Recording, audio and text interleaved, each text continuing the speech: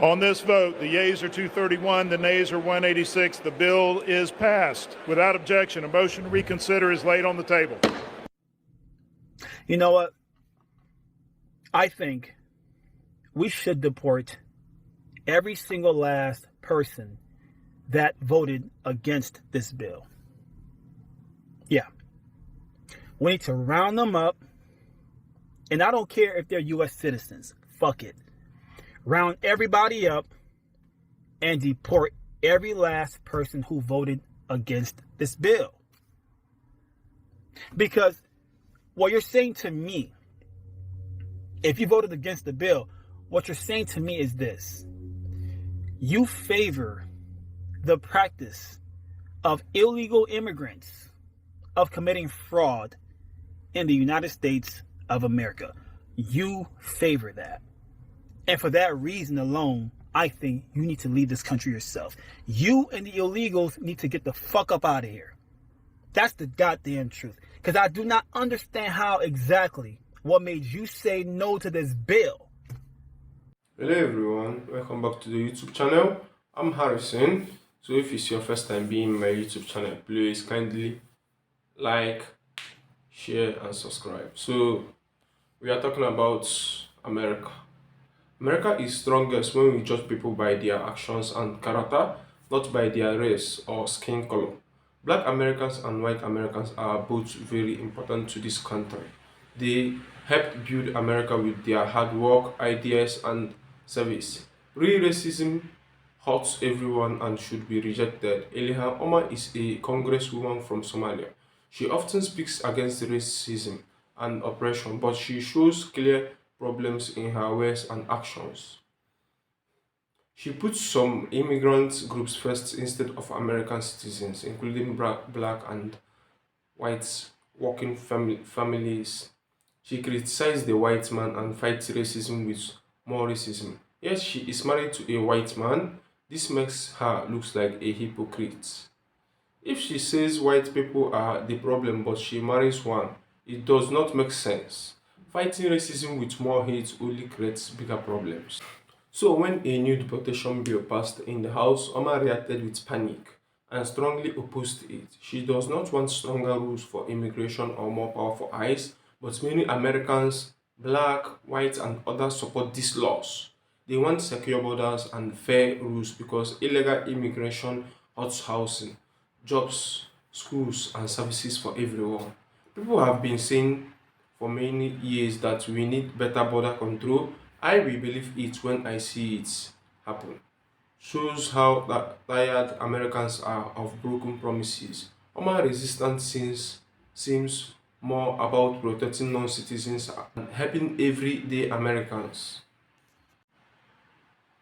Goodbye, Omar. Remember you are in America. Respect that. This is not hate. It is a call for people to follow American laws, show loyalty to this country, and treat everyone equal under the rules. Black Americans and white Americans together are the backbone of America. Black Americans gave a lot through their labor, culture, military service, and the civil rights movement that helped everyone.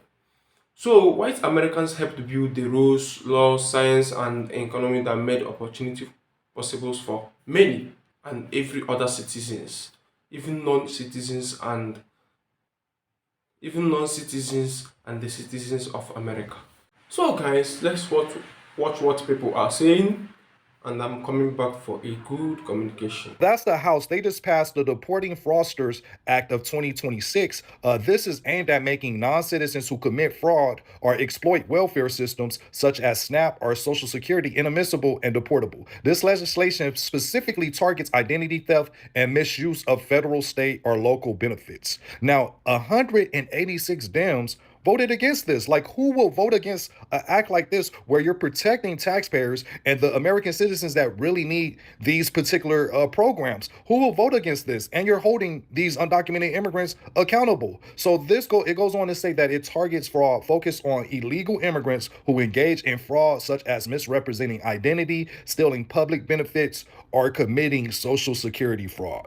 So this will automatically mandate that individuals found engaging in such fraud be declared inadmissible and removable from the U.S. immediately. Now, who will vote against this act? The Deporting Fraudsters Act passed in Congress, but guess who voted against it? Ilhan Omar. Of course she did, because that act would make sure that any kind of immigrant in this country who frauds our government, whether it be SNAP or Medicaid or Leering centers, would automatically be deported. And someone's like, well, we already have laws in place. Well, those laws talk about moral turpitude, which makes it harder to prove and harder to deport.